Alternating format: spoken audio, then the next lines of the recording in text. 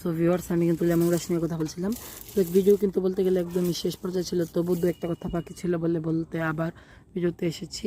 Lemon গ্রাসের এই পাতাগুলো কিন্তু এভাবে কাটবেন না, আমি হাতের কাছে কিছু না পেয়ে এভাবে কেটেছি। সমান করে কাটার চেষ্টা করবেন। যদি কাটার প্রয়োজন নেই, যদি আপনারা নোংরা ভরে কিংবা পাতা নষ্ট হয়ে যায়, তখন কিন্তু এভাবে কাটতে পারেন। এভাবে কাটতে হবে পাতাগুলো। নোংরা জায়গাটা কিন্তু ফেলে দিতে হয় যদি কোনো কিছু ভরে। আমার গাছে মেনলি আমার বোন কিছু আঠা ফেভিকুইল এনে ঢেলে দিয়েছিল, যার ফলে আমার গাছে পাতাগুলো কিন্তু ময়লা ভরে যায়, তাই আমি এটাকে কাটতে বাধ্য হই।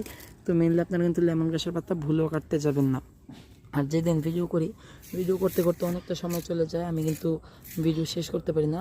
আর যেদিন ভিডিও না করি, চাপ থাকে, সেদিন তো ভিডিও দিতেই পারি না। অনেক দিন ধরে ভিডিও দিই না, আজকে বেশ অনেক দিন পরে ভিডিও এসেছি।